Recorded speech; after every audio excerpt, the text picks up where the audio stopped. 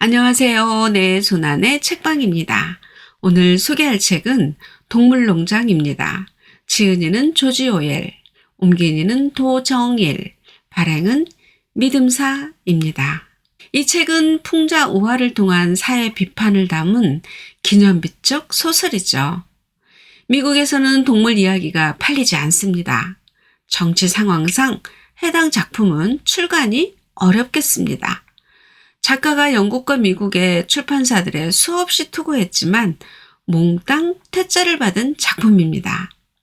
그러나 막상 출간되자마자 두 나라 모두에서 베스트셀러가 된 작품. 정치적 검열, 단견, 지적 우둔상, 동물농장이 출간 전까지 우여곡절을 겪게 된 데에는 많은 이유가 있었답니다. 세계적으로 1천만 부가 넘게 판매된 이 짧은 풍자우화엔 도대체 무슨 내용이 담겨 있었던 것일까요? 자, 그럼 지금부터 동물농장이 물어뜯고 비꼬고 우스갯감으로 만든 대상은 무엇이었는지 이야기 속으로 들어가 보겠습니다. 오늘도 내 손안의 책방과 함께 즐거운 시간 되세요. 구독, 좋아요, 알림 설정은 사랑입니다. 동물농장. 그날 밤 매너 농장의 존슨 씨는 잠자리에 들기 전 닭장 문을 걸어 잠그기까진 했으나 술에 너무 취해 닭장에 작은 구멍을 닫는 일은 잊어버렸다. 그가 갈짓자 걸음으로 마당을 건너가는 동안 그의 손에 들린 등불에 둥근 불빛도 좌우로 크게 출렁거렸다. 그는 본체 뒷문에서 발꿈치로 차 장화를 벗어버리고 부엌 술통에서 맥주 한 잔을 마지막으로 따라 들이키고는 침대로 향했다. 침대에는 아내가 벌써 코를 골며 잠들어 있었다. 존슨 씨의 침실 불빛이 꺼지기 무섭게 농장의 모든 축사에서는 일제히 부스럭거리는 소리, 날개 퍼덕이는 소리가 나기 시작했다. 지난날 무슨 상인가를 탄 적이 있는 미들 화이트종의 늙은 스테이지 메이저가 전날 밤 이상한 꿈을 꾸었는데 그가 그 꿈을 농장의 다른 모든 동물 동지들에게 알리고 싶어 한다는 소문이 낮 동안 쫙 퍼졌고 그래서 존슨 씨가 완전히 잠드는 밤 시간을 기다렸다가 동물 전원이 농장 큰 헛간에 모이기로 되어 있었다. 늙은 스테지 메이저가 폰평회 같은 데 나갈 때 붙는 공식 명칭은 윌링던 퓨티였으나 동물들은 그를 메이저라 불렀다.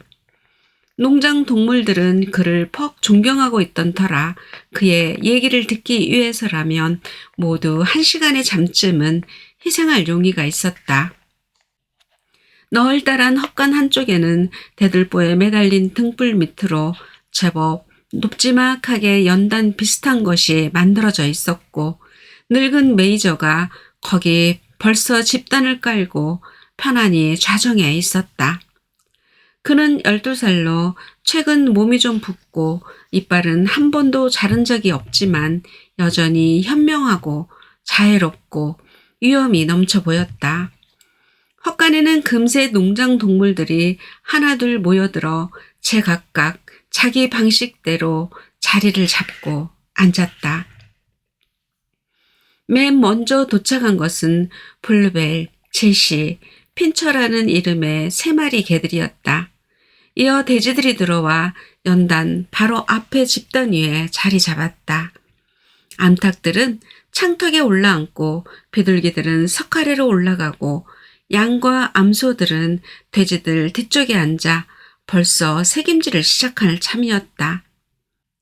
짐술에 끄는 말 복서와 클로버가 나란히 도착해서는 집더미 밑에 혹시 다른 몸집 작은 동물들이 숨어 있다가 발굽에 발필세라 조심조심 털투성이 발굽을 떼며 천천히 걸어 들어왔다. 클로버는 이미 중년을 바라보는 뚱뚱한 어미말이었는데 4번째 새끼를 낳은 뒤로는 영 예전의 모습을 되찾지 못하고 있었다. 복서로 말하면 몸집이 어마어마하게 큰 짐승으로 키가 거의 18뼘이나 되고 보통 말 2마리를 합쳐놓은 것처럼 힘이 셌다. 그가 좀 멍청해 보이는 것은 코 밑에 흰 줄 때문이었다. 사실 그는 머리가 1급으로 좋은 편은 아니었지만 심지가 꿋꿋하고 일할 때는 무서운 힘을 발휘했기 때문에 농장 동물들에게 널리 존경받고 있었다.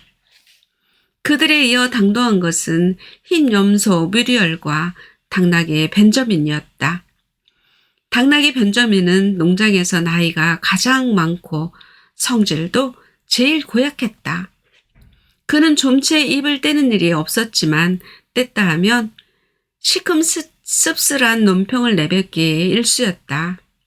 이를테면 하느님이 파리를 쫓으라고 그에게 꼬리를 달아준 모양이지만 자기로선 차라리 파리도 없고 꼬리도 없었으면 좋겠다는 식이었다. 농장 동물들 중 유일하게 절대로 웃지 않는 것도 벤저민이었다. 왜 웃지 않느냐 물으면 웃을 만한 일이 없다는 것이 대답이었다. 그러나 내놓고 인정한 적은 없지만 그는 내심 복서를 존경하고 있었다. 일요일이면 그들은 과수원 너머 작은 목장에서 말없이 나란히 풀을 뜯곤 했다.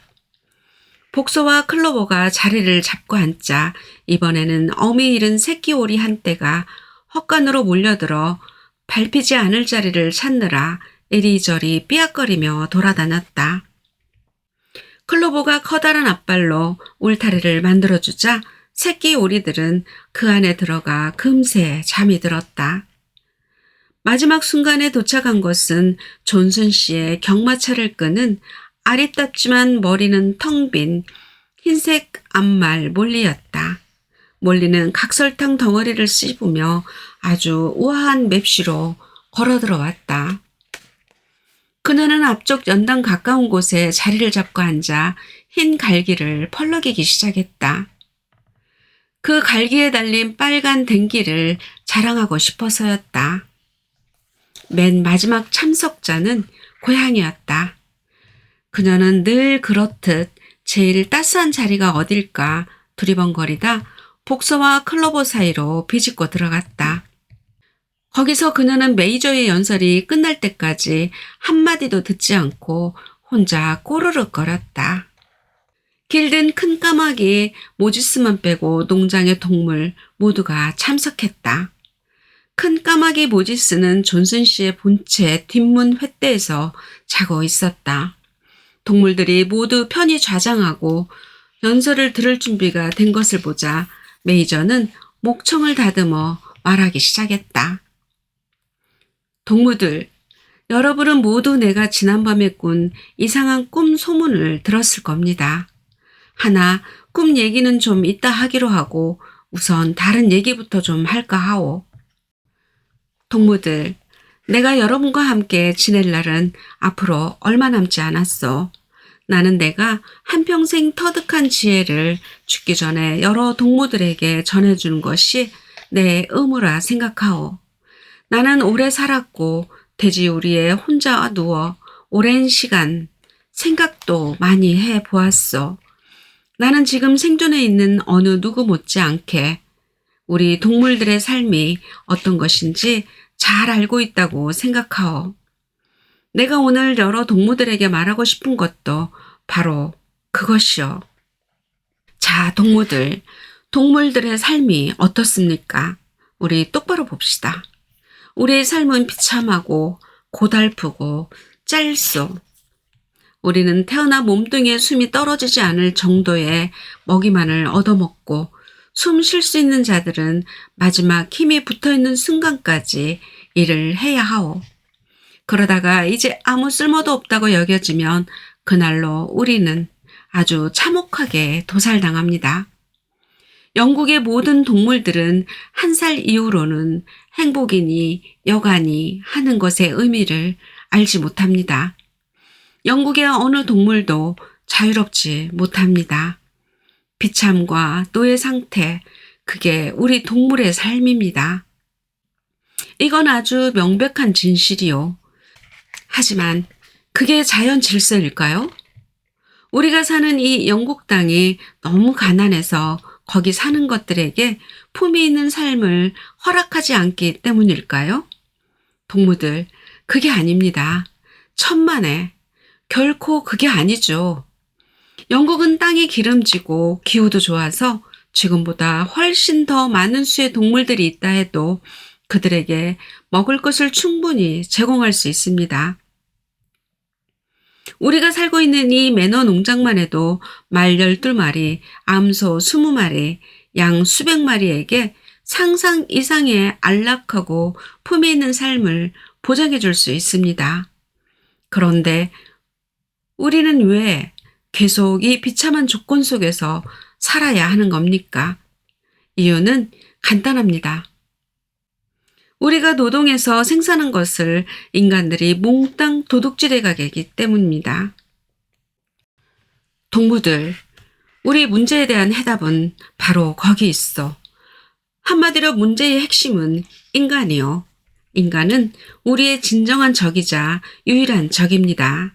인간을 몰아내기만 하면 우리의 굶주림과 고된 노동의 근본 원인은 영원히 제거될 것이요.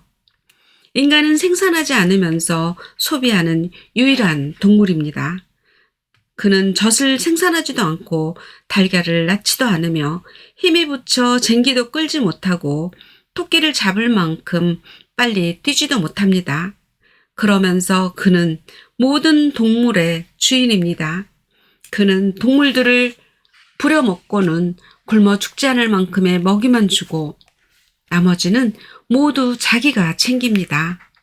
우리의 노동이 땅을 갈고 우리의 배설물이 그 땅을 기름지게 하지만 우리는 몸뚱이 하나 말고는 아무것도 가진 게 없어요. 지금 내 앞에 앉아있는 암소 동무 여러분, 지난해 여러분이 짜낸 우유가 도대체 몇천 리터요. 그런데 여러분의 그 우유, 새끼들을 튼튼히 기르는데 쓰였어야 할 그 우유가 모두 어찌 되었어? 그 우유는 고스란히 우리 적들의 목구멍으로 넘어갔습니다. 암탉 여러분, 지난 한 해 여러분은 수없이 많은 알을 낳았지만 그중 병아리로 부화한 알이 몇 개나 되오. 나머지 알들은 모두 시장에 내다 팔려 존스와 그 수하 일꾼들의 돈주머니를 불려주었어. 그리고 클로버 동무, 당신이 낳은 새끼 4마리는 지금 어디 있어? 늙음하게 당신을 부양하고 당신의 기쁨이 되어야 할 그 새끼들 말입니다. 당신의 새끼들은 한 살에 팔려갔고 당신은 그들을 다시는 만날 수 없어. 4번의 생산과 고된 노동의 대가로 당신이 얻은 게 뭐요? 하루 몇 끼 쥐뿔만큼의 먹이와 마구간 말고 지금 당신이 가진 게 뭐요? 게다가 우리는 그 비참한 일생조차도 자연 수명대로 누릴 수 없게 되어 있어. 나 자신으로 말하면 운이 좋았던 편이라 별로 투덜댈 생각은 없어. 나는 12년이나 살았고 내가 퍼뜨린 자손만도 400마리가 넘소. 그게 돼지의 자연스러운 일생입니다. 하나, 어느 동물도 끝에 가서는 무지막지한 칼날을 피할 수 없어. 지금 내 앞에 앉아있는 젊은 식용돼지의 제군.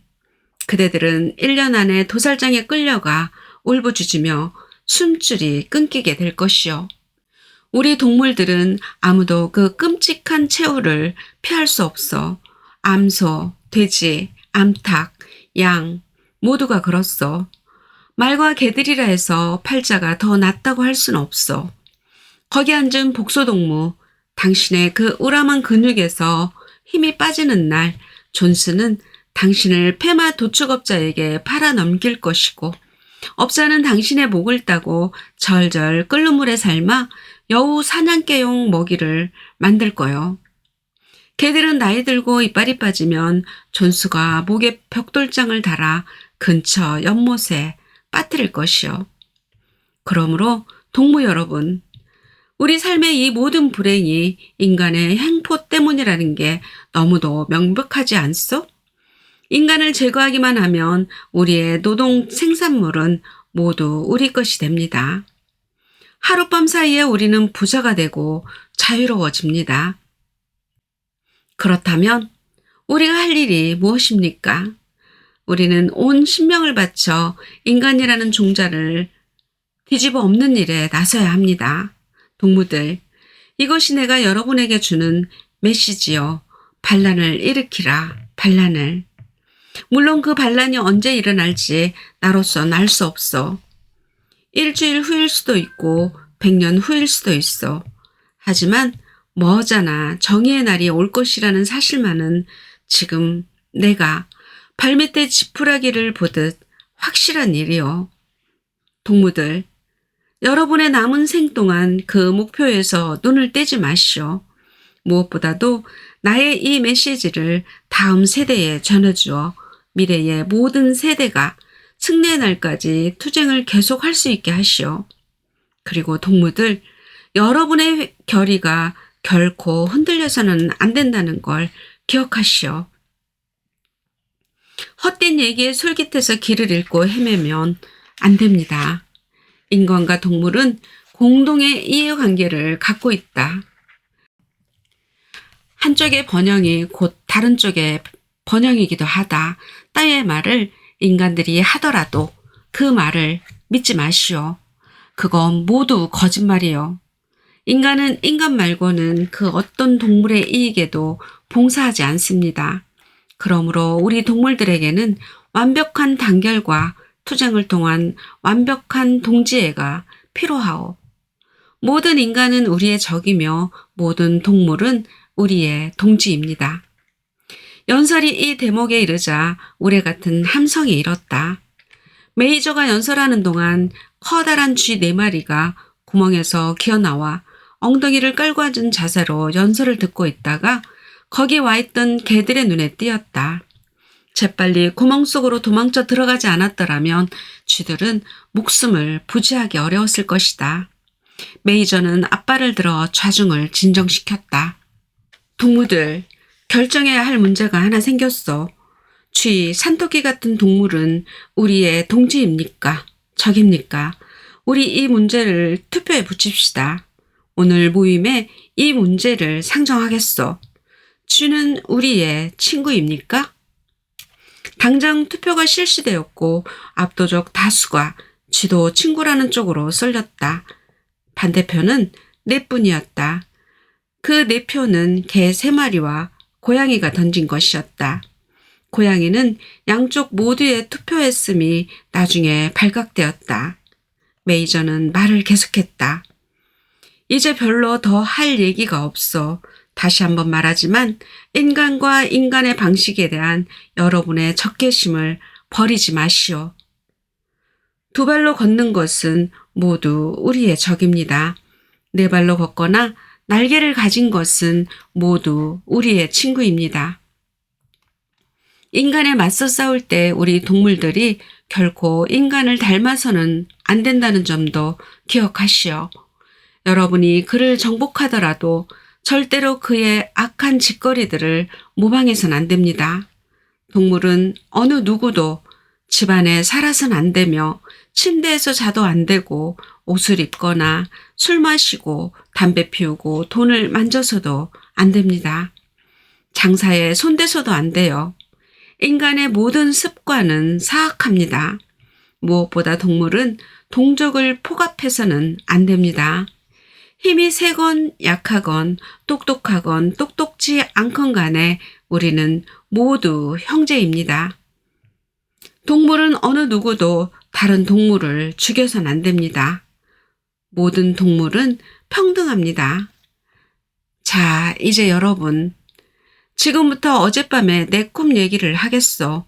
그 꿈을 여러분에게 자세히 들려줄 순 없어. 그건 인간이 사라진 다음에 이 지상에 대한 꿈이었어. 그런데 그 꿈은 내가 오랫동안 잊고 있던 어떤 것을 다시 기억나게 했습니다.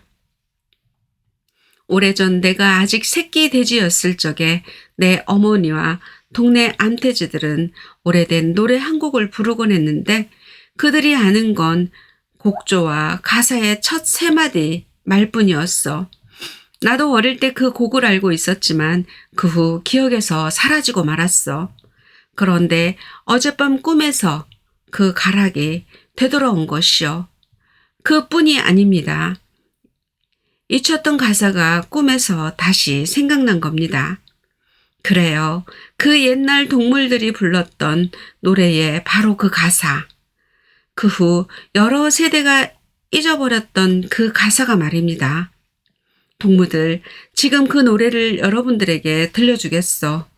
난 이제 늙어서 목소리가 쉬었지만 여러분에게 가락을 가르치면 다들 잘 부를 수 있을 거요. 영국의 짐승들이라는 제목의 노래요. 메이저는 목청을 가다듬고 노래하기 시작했다. 자기 말대로 목소리는 쉬었지만 노래는 충분히 훌륭했다. 가슴을 흔드는 가락이 어쩌면 클레멘타인과 라쿠카라차의 중간쯤 되는 노래 같았다. 가사는 이러했다. 영국의 짐승들이여, 아일랜드의 짐승들이여, 온 세계 방방곡곡의 짐승들이여, 내 기쁜 소식에 귀 기울이라. 황금빛 미래를 알리는 이 기쁜 소식에 곧 그날이 오리. 독재자 인간이 쫓겨나고 영국의 기름진 들판이 짐승들의 것으로 돌아오는 그날이. 우리의 코에서 콧노래가 사라지고 우리의 등짝에서 멍에가 사라지고 제갈과 박차는 영원히 녹슬고 잔혹한 회초리도 없어지리라. 상상조차 못할 부유함, 밀과 보리, 귀리와 건초, 클로버와 콩과 사탕무가 모두 우리 것이네. 그날이 오면. 영국의 들판들은 밝게 빛나고 강과 시내는 더 맑아지고 바람은 달콤하게 불어오리라. 우리가 해방되는 바로 그날에. 그날을 위해 우리 일하세. 그날이 오기 전에 우리 죽을지라도 암소와 말, 거위와 칠면조 모두 자유를 위해 일해야 하네.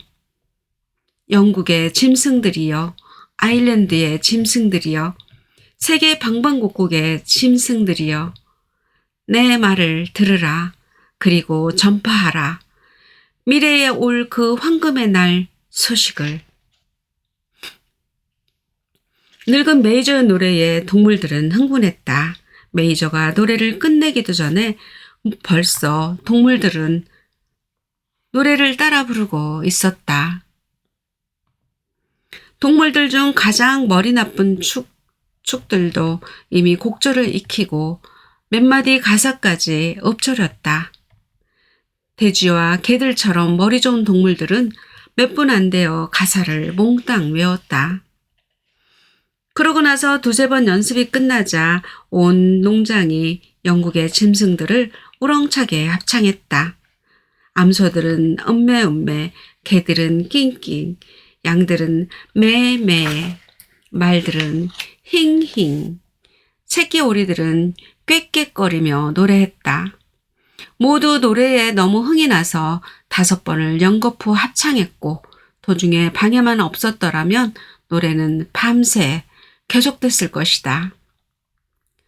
불행히도 왁자지껄한 함성에 잠이 깬 존슨 씨가 호다닥 침대에서 일어난 것이다. 그는 농장에 여우가 침입했다고 단정하고 침실 한 구석에 세워둔 총을 집어들어 어둠 속으로 총알을 발사했다.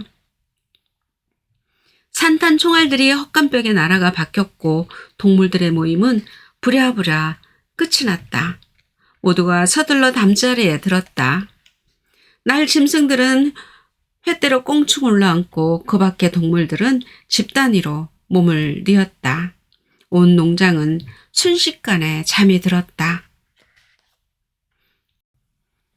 사후로 늙은 메이저는 잠결에 고이 숨을 거두었다. 그의 시체는 과수원 아래쪽에 묻혔다. 일은 3월의 일이었다. 그 이후 3달 동안 농장에서는 대단한 비밀 활동이 전개되었다. 메이저 연설 덕택에 농장에 머리깨나 쓴다는 동물들은 삶에 대한 전적으로 새로운 생각을 갖게 되었다. 그들로서는 메이저가 애원한 반란이 언제 일어날지 알 수 없었고 그들 살아생전에 그런 일이 있을 것이라고 믿을 근거도 없었지만 그래도 그 반란을 준비하는 것이 자기네 의무라는 걸 분명히 깨닫고 있었다. 동물 중에서 돼지가 제일 똑똑하다는 건 다들 인정하는 일이었기 때문에 동물들을 가르치고 조직하는 일은 자연스레 돼지들의 몫이 되었다. 농장 돼지들 중 단연 뛰어난 지도자는 주인 존슨 씨가 나중에 팔아먹을 셈으로 길러온 두 마리 젊은 수태지, 스노볼과 나폴레옹이었다. 나폴레옹은 몸집이 크고 표정이 다소 사나워 보이는 버크셔종 수태지로 말솜씨가 좋은 편은 아니었지만 고집이 세고 매사 자기 뜻을 관철한다는 평판이 나 있었다. 스노볼은 나폴레옹에 비하면 훨씬 쾌활하고 말 잘 듣고 여러 가지 재주도 더 뛰어난 편이었지만 나폴레옹만큼 심지가 깊지는 않다고 알려져 있었다. 농장의 나머지 돼지들은 모두 식용 돼지들이었다. 그 중에서도 가장 유명한 것은 스킬러라는 통통하고 몸집이 작은 돼지였다. 그는 동그란 뺨, 반짝이는 눈, 잽싼 동작, 쇳소리 나는 음성을 갖고 있었다. 그는 언변이 뛰어나고 뭔가 어려운 문제를 논할 때에는 이리저리 오가며 꼬리를 탈탈 터는 버릇이 있었는데 그게 여간 설득력 있는 제스처가 아니었다. 스킬러의 언변에 걸리며 검정도 하향이 된다고 동물들은 말했다. 메이저 가르침을 완벽한 사상체계로 발전시킨 것은 이들 세 마리 돼지들이었다. 그들은 그 사상체계에 동물주의라는 이름을 붙였다. 일주일에도 며칠씩 그들은 헛간에서 비밀 야간 화합을 갖고 동물주의의 원리들을 다른 동물들에게 설명해 주었다. 처음 얼마간은 동물들 사이에 우둔한 발언과 시큰둥한 반응도 없지 않았다. 어떤 동물들은 존슨 씨를 주인님이라 호칭하면서 그에 대한 충성의 의무를 논하기도 했고 존슨 씨가 우리를 먹여 살리잖아. 그거 없으면 우린 굶어 죽게 될 거야. 같은 초보적인 발언도 했다. 또 어떤 동물들은 우리가 죽은 뒤의 일에 노심초사할 게 뭐야? 라거나 그 반란이 이왕 일어나기로 되어 있다면 우리가 준비하건 준비하지 않건 무슨 차이가 있어? 라는 질문도 내놓았다. 돼지들은 그런 발언이 모두 동물주의 정신에 어긋난다는 것을 알아듣게 설명하느라 한참 애를 먹었다. 제일 우둔한 질문을 내놓는 건 흰 앞말 몰리였다. 그녀가 스노볼에게 던진 첫 번째 질문은 반란 이후에도 설탕이 있을까요? 라는 것이었다. 몰리의 질문에 스노볼은 아니요 라고 단호하게 대답했다. 이 농장에선 설탕을 만들 방법이 없어. 게다가 당신한테 꼭 설탕이 필요한 것도 아니잖소. 기류와 건초는 당신이 먹고 싶은 대로 얼마든지 먹게 될 거요. 몰리가 또 물었다. 그때 가서도 내가 갈기에 댕기를 메고 다닐 수 있을까요? 동무, 당신이 그토록 애지중지하는 댕기라는 건 바로 노예의 표시요. 댕기보다 자유가 더 값지다는 걸 모른단 말이요? 몰리는 그 말에 동의했지만 내심 아주 완전히 납득한 눈치는 아니었다. 돼지들은 길든 큰 까마귀 모지스가 퍼뜨리고 다니는 거짓말에 대응하느라 더 큰 싸움을 벌여야 했다. 존슨 씨가 특별히 아끼는 큰 까마귀 모지스는 스파이에다 고자질쟁이였지만 동시에 영리한 이야기꾼이기도 했다. 그는 슈거캔디산이라는 신비한 하늘나라가 있다는 걸 자기는 안다. 동물들은 죽으면 모두 그 나라로 간다고 주장하고 다녔다. 그의 말인즉 그 슈거캔디산은 구름 너머 하늘 어디인가 있는데 그 나라에서는 일주일 7날이 모두 일요일이고 1년 내내 클로버가 자라고 각설탕이며 아마씨 케이크가 산 울타리에서 자란다는 것이었다. 떠들고만 다녔지 일은 하지 않는 모지스를 동물들은 미워했지만 몇몇은 수고 캔디션이라는 나라의 존재를 믿었다. 돼지들은 그런 곳이 있을 턱이 없다며 동물들을 설득하느라 땀깨나 흘려야 했다.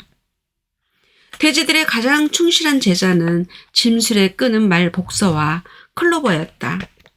그들은 자기네 머리로는 뭐 신통한 생각을 짜낼 재간이 없었지만 일단 돼지들을 스승으로 모신 이상 스승들이 하는 말은 빠짐없이 받아들여 자기네 방식의 단순 어법으로 다른 동물들에게 전파했다. 그런데 일이 어찌 되었는고 하니 메이저가 예언한 반란이 생각보다 훨씬 빨리 그리고 예상 밖으로 아주 싱겁게 성공을 거두었다. 과거에 존슨 씨는 비록 모진 주인이긴 했어도 유능한 농사꾼이었는데 그에게 근래 재수없는 일들이 닥치고 있었다. 그는 무슨 소송을 냈다가 지는 바람에 돈을 날리고 잔뜩 울적해져서 몸 생각은 하지 않고 매일 술타령이었다. 몇 날 며칠이고 그는 부엌에 윈저 의자에 앉아 빈둥빈둥 신문이나 보며 술을 마시다가 이따금 맥주에 적신 빵 조각을 큰 까마귀 모지스에게 먹이곤 했다. 일꾼들은 게으름 피우며 주인을 속이고 밭에는 잡초가 무성하고 축사지붕은 헐고 울타리는 아무도 손보지 않고 동물들에게는 먹을 것이 제대로 돌아가지 않았다. 6월이 오고 건초용 꿀을 벨 시기가 왔다. 토요일인 미드서머데이 이브에 존슨 씨는 윌링던에 갔다가 술집 레드라이언에서 곤드레로 취해 일요일인 다음 날 한낮까지도 농장으로 돌아오지 않았다. 일꾼들은 아침 일찍 암소젖을 짠 다음 동물들에게 먹이도 주지 않은 채 토끼 사냥을 나가버렸다. 존슨 씨가 돌아오긴 했지만 그는 오자마자 곧바로 응접실 소파에 벌렁 드러누워 3개의 뉴스신문을 얼굴에 덮고 잠이 들었다. 그때까지 동물들은 아무것도 먹지 못한 상태였다. 동물들은 더 참을 수가 없었다. 암소 한 마리가 곶감문을 뿔로 받아 박살내고 다른 동물들도 일제히 광에 들어가 주름배를 채우기 시작했다. 그때서야 존슨 씨는 잠이 깼다. 존슨 씨와 일꾼 넷이 손에 회초리를 들고 곳간으로 달려가 닥치는 대로 회초리를 휘둘렀다. 잔뜩 굶주렸던 동물들로선 견딜 수 없는 일이었다. 미리 짜둔 각본이 있었던 것도 아닌데 동물들은 그들을 괴롭히는 고문자들을 향해 일제히 달려들었다. 존슨과 일꾼들은 사방에서 뿔에 받치고 발에 걷어차였다. 사태는 걷잡을 수 없었다. 그들은 동물들이 그런 식으로 행동하는 걸 일찍이 본 적이 없었고 그동안 자기네 마음대로 매질하고 학대한 짐승들의 난데없는 봉기에 파랗게 질려 거의 혼비백산이었다. 그들은 이리저리 몸을 막아 보려다가 그것도 잠시 마침내 모든 걸 포기하고 주랭랑을 놓았다. 그들 5인간은 큰 길로 이어지는 마찻길을 따라 전속력으로 도망쳤고 의기양양한 동물들이 그 뒤를 쫓았다. 존스 부인은 침실 창문으로 바깥 사태를 보고 있다가 허겁지겁 육랑 가방에 몇 가지 소지품을 챙겨서는 딴 길로 해서 농장을 빠져나갔다. 큰 까마귀 모지스는 횃대를 차고 일어나 큰 소리로 깍깍 울며 존스 부인을 따라 퍼덕퍼덕 날아갔다. 그 사이 동물들은 존스와 일꾼들을 큰 길까지 내쫓은 다음 농장으로 돌아와 빗장이 5개나 되는 농장문을 꽝 닫아버렸다. 그렇게 해서 뭐가 어떻게 된 건지 동물들 자신도 미처 깨닫지 못하는 사이에 반란은 성공을 거두었다. 존스는 쫓겨나고 매너 공장은 동물들의 차지가 되었다. 한동안 동물들은 자기들의 행운을 믿을 수 없었다. 그들이 맨 먼저 한 것은 농장 어딘가에 아직도 인간 종자가 숨어 있는지 확인이라도 하듯 경계선을 따라 농장을 한 바퀴 구보로 뛰는 것이었다. 그런 다음 그들은 농장 축사로 돌아와 존슨 시대의 가증스러운 통치의 흔적들을 남김없이 제거했다.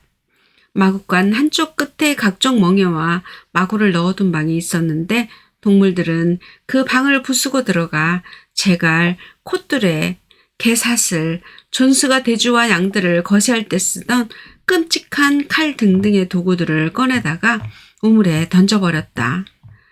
고삐, 굴레, 가죽, 눈 가리개, 코 밑에 매다는 창피스러운 꼴 주머니 등 속은 모두 마당에 짚힌 쓰레기 불 속으로 들어갔다. 채찍도 마찬가지였다. 채찍이 모두 불길에 휩싸이는 것을 보자 동물들은 크게 기뻐했다. 댕기는 옷의 일종으로 간주되어야 하며 인간의 표식이다. 모든 동물은 알몸으로 다녀야 한다. 스노우볼의 말이었다. 복서가 이 말을 듣고는 여름날 귀에 엉겨붙은 파리떼를 막느라 그가 사용하던 조그만 집 모자를 가져와 쓰레기불에 쳐넣었다. 삽시간에 동물들이 존슨 씨를 생각나게 하는 것들을 하나도 남기지 않고 모조리 파괴했다.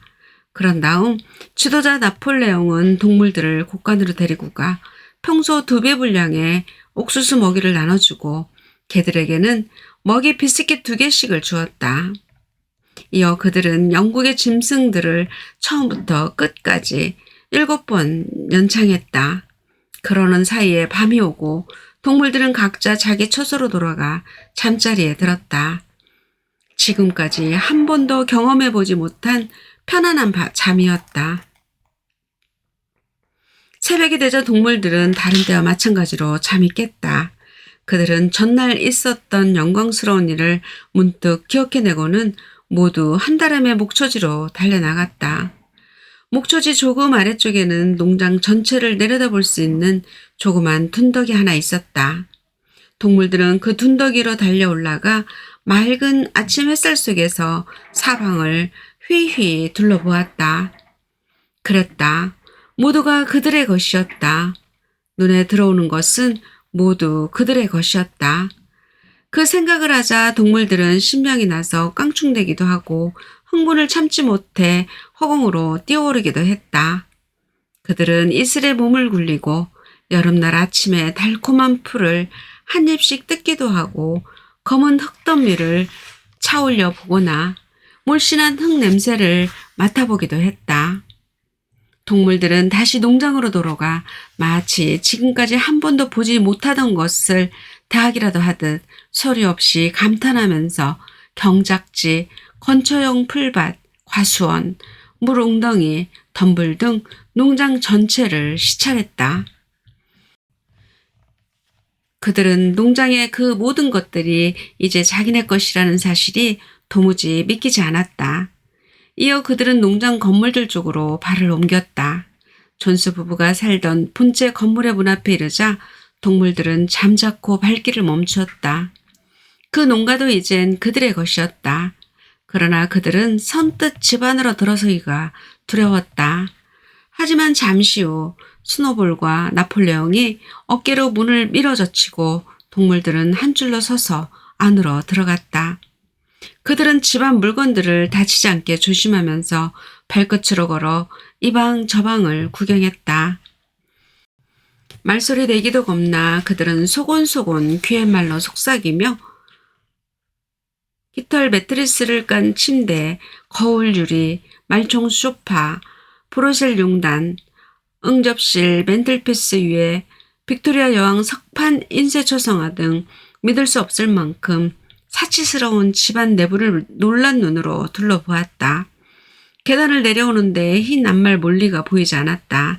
돌아가 보니 몰리는 집안의 제일 좋은 침실에서 아직 어정되며 존스 부인의 화장대에서 푸른색 리본 하나를 꺼내 어깨에 대보고는 거울에 비친 제 모습에 바보처럼 경탄하고 있었다. 다른 동무들이 그러는 그녀를 호되게 질책한 다음 모두 밖으로 나왔다. 그들은 부엌에 매달린 돼지고기 햄을 꺼내다 땅에 묻어주고 식기대 위에 맥주통은 복서가 발굽으로 차 박살을 냈다. 그 밖에 집안 물건들은 고스란히 그대로 두었다. 동물들은 즉석에서 장차 본체 건물을 박물관으로 보존한다는 결의를 만장일치로 통과시켰다. 동물은 어느 누구도 그 안에 들어가 살아선 안 된다는 합의도 이루어졌다. 아침을 먹고 나자 스노볼과 나폴레옹이 다시 동물들을 소집했다. 스노볼이 말했다. 동무들, 지금은 6시 30분. 아직도 온 하루가 남았어. 오늘 건초 수확을 시작합시다. 그러나 그 전에 해야 할 일이 하나 있어. 돼지들이 밝힌 바에 의하면 지난 석 달 동안 돼지들은 존슨의 아이들이 쓰다가 버린 헌 철자법 책을 쓰레기더미에서 주워다가 문자를 읽고 쓰는 법을 자습으로 익혔다는 것이다. 나폴레옹은 흰색과 검은색 페인트통을 가져오기 위해서는 일행을 데리고 큰 길 쪽을 향해 있는 빗장 5개로 된 농장 정문으로 내려갔다.